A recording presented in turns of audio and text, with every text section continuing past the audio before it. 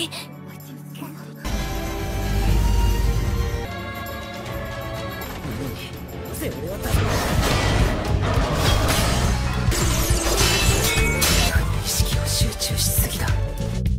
guys, kembali lagi bersama gue. Kali ini gue akan review anime yang berjudul Seirei Gensuki. Cerita pun berawal dari masa kecil Haruto. Dia pun bertemu dengan Michan yang akan berpindah tempat. Dia pun merasa sedih karena harus berpisah dengannya. Dia pun berjanji pada saat dewasa nanti akan menikahinya. Tapi berselang beberapa tahun kemudian, Haruto yang menaiki bis itu tiba-tiba ditabrak kereta dan dia pun masuk ke isekai. Di isekai itu, Haruto menjadi seseorang bocil bernama Ryo. Dia pun menjadi seorang budak di sana. Dia pun merasakan sakit demam dan dia pun tinggal bersama para petani di sana. Kemudian Haruto pun memetik buah stroberi di luar. Dia pun setengah tidak percaya karena masuk ke dalam isekai. Dia pun disuruh oleh pemilik kebun itu untuk mandi karena bau jigong. Singkat waktu, para bebenguk dari kekaisaran datang menemuinya. Lalu ada Cecilia.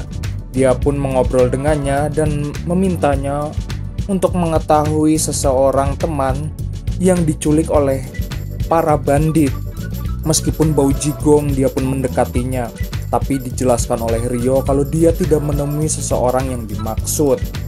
Setelah itu Cecilia menggunakan sihirnya untuk mencari teman yang hilang itu. Dia pun menemui sebuah tempat dan mengetahui kalau Ryo memiliki kekuatan sihir rahasia. Singkat waktu, Ryo pun kembali lagi ke gubuknya. Tanpa diduga ada seseorang yang sudah menikam para petani itu. Rupanya dia adalah kelompok pemburu bondon. Dia pun beradu mekanik berdua dengannya, sampai akhirnya pemburu bondon itu pun kalah olehnya. Rupanya gadis tersebut diculik oleh pemburu tersebut. Dia bernama Christina. Lalu Ryo pun membawanya dan dianggap oleh para wanita di kaisar itu sebagai penculik.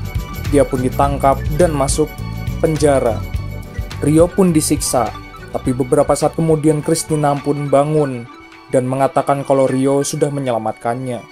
Setelah itu Ryo pun dibebaskan dari penjara tersebut dan dia pun menghadap para raja dan ratu dengan pakaian yang cukup bagus. Setelah itu, Ryo pun diajak Cecilia untuk bergabung ke sebuah akademi. Dia pun mempertanyakan kekuatan yang dimilikinya dan belum pernah belajar huruf di negara tersebut. Kemudian Ryo pun bergabung dengan akademi tersebut. Namun sayang, siswa di sana menganggap remeh dia karena dianggap gembel dan kismin. Dia pun kemudian memperkenalkan diri kepada siswa di sana. Mereka semua di sana kemudian belajar matematika. Setelah pelajaran tersebut, Ryo pun menemui ruangan Cecilia. Namun Cecilia pun merasa riweh karena menganggap ruangannya rahasia. Tapi untung saja dia pun memaklumi karena Ryo belum mengerti tulisan di sana. Dia pun kemudian masuk ke ruangan tersebut yang terlihat berantakan. Singkat waktu, Ryo pun kemudian belajar keras untuk memenuhi ujian. Dia pun kepikiran pada masa lalunya sebelum masuk isekai. Dia juga pada masa kuliah ikut ujian. Setelah itu, Cecilia pun menyiapkan minuman teh betot untuk mereka berdua. Singkat waktu, keesokan harinya, siswa di sana sedang berlatih pedang. Tapi tanpa diduga, Ryo pun bertemu dengan si guru kumis baplang. Mereka berdua pun beradu mekanik satu sama lain di tempat tersebut, membuat siswa di sana heran setengah edan. Di saat perhelatan yang sengit tersebut, akhirnya Ryo pun berhasil mengalahkan si kumis baplang itu. Singkat waktu di sore hari, setelah Ryo mengerjakan kerjaan tugasnya, lalu siswa di sana pun menyadari dan meremehkannya. Akan tetapi Ryo pun mengingatkan kekasihnya Mie di masa lalu saat belum masuk isekai. Beberapa hari setelah ujian, ada pengumuman di mana Ryo pun berhasil menjadi peringkat 1. Salah seorang siswa di sana tidak terima dan menganggap dia nge-cheat. Setelah itu Ryo pun menemui Cecilia di tempat ruangannya. Dia pun bercerita kalau Ryo saat ini hanya berteman dengan Cecilia dan menganggapnya juga teman. Dia pun merasa kalau Ryo sedang ditindas oleh bangsawan, yaitu siswa-siswa di sana. Singkat waktu Ryo pun kembali lagi menemui Cecilia. Kalau dia pun bercerita, di masa depannya dia akan pergi berkelana alias ngapruk ke sebuah tempat. Di keesokan harinya, Ryo pun berduel dengan seseorang penjaga kesatria di sana. Mereka pun beradu mekanik dengan menggunakan pedang kayu. Setelah beradu mekanik dengan sengit, akhirnya Ryo pun berhasil memenangkan pertarungan itu. Singkat waktu, malam pun poek. Cecilia pun membaca surat impian para siswa, tapi sayangnya Ryo tidak mengisinya satupun. Dia juga menyadari kalau Ryo di masa depan akan pergi berkelana alias apruk-aprukan. Singkat waktu, kembali lagi di kelas. Guru Cecilia mengajarkan cara menggunakan sihir lightning, tapi salah 2 orang di sana. Siswa di sana menggunakan sihir lightning tersebut, tapi sayangnya Guru Cecilia menganggap sihirnya masih tingkat rendah. Singkat waktu saat jam istirahat, kembali lagi Ryo pun dibully oleh teman sekelasnya. Kalau dia menganggap turnamennya menang karena hanyalah kebetulan. Karena bagaikan istilah pahlawan pembela kebetulan. Singkat waktu, siswa di sana kemudian diberikan challenge untuk ngapruk di hutan. Tapi sayangnya kembali lagi Ryo pun harus membawa beban yang cukup berat, memberikan suplai ke seluruh siswa dan anggotanya di sana. Mereka pun berjalan apruk-aprukan ke dalam hutan, tapi tanpa diduga ada goblin menyerang mereka. Tapi ternyata itu semua adalah settingan oleh bandit tersebut. Dia pun sangat penasaran dengan kekuatan yang dimiliki Ryo. Mereka pun melanjutkan perjalanan. Tapi tiba-tiba mereka pun terhenti karena terdapat sebuah gawir yang cukup curam.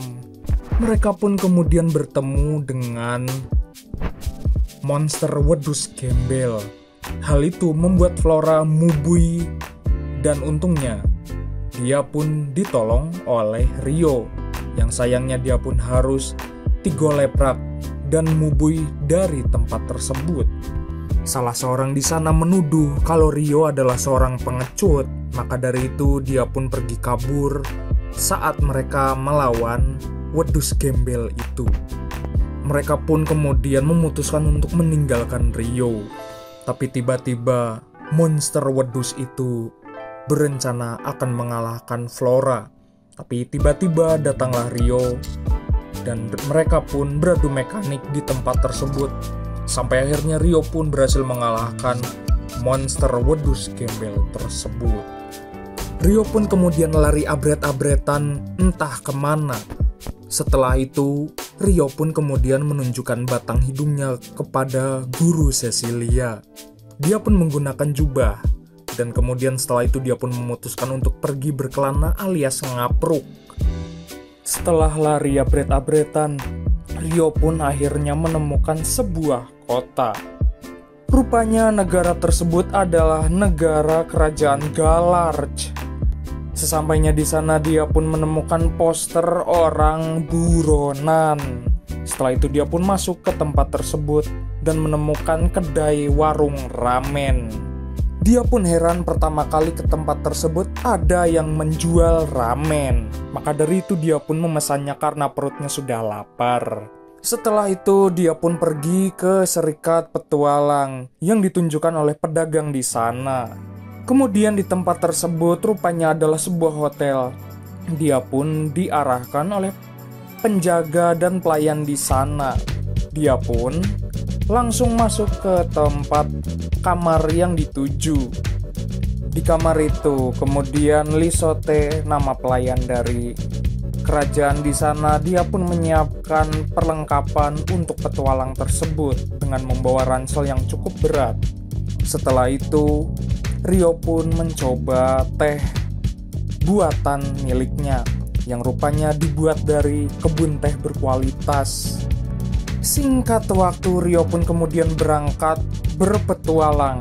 Tanpa diduga di sebuah hutan, ternyata dia menemukan seorang gadis tigo leprak.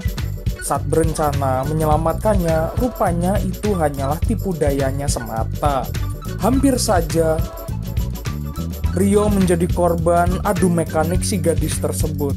Mereka pun kemudian beradu mekanik satu sama lain. Namun sayang gadis tersebut kalah. Rupanya dia adalah pemburu Ryo yang bernama Latifah. Singkat waktu di masa lalunya, rupanya Latifah masuk ke isekai juga. Dia pun tidak beruntung dan ditangkap oleh serikat pemburu. Maka dari itu dia pun dipasang kalung untuk mengikuti perintahnya. Setelah itu Ryo pun melepaskan kalung tersebut. Setelah berhasil menyelamatkannya, Ryo pun kemudian cabut. Tapi tanpa diduga, si Latifah itu ingin mengikutinya untuk ngapruk bersama. Mereka pun berjalan lebih dari 3 hari menuju sebuah tempat. Tapi sebelum mencapai tujuan tersebut di malam yang poek, Ryo pun beristirahat dan berkemah di sebuah tempat. Untungnya, Latifah pun menyadari spaghetti makanan yang dibuatnya. Saat akan tidur, Ryo pun menyadari Latifah sedang bermimpi dan ingin kembali ke Tokyo. Dan dia pun menyadari kalau Latifah adalah masuk isekai juga. Setelah itu Latifah memutuskan untuk memanggilnya sebagai Oni-chan.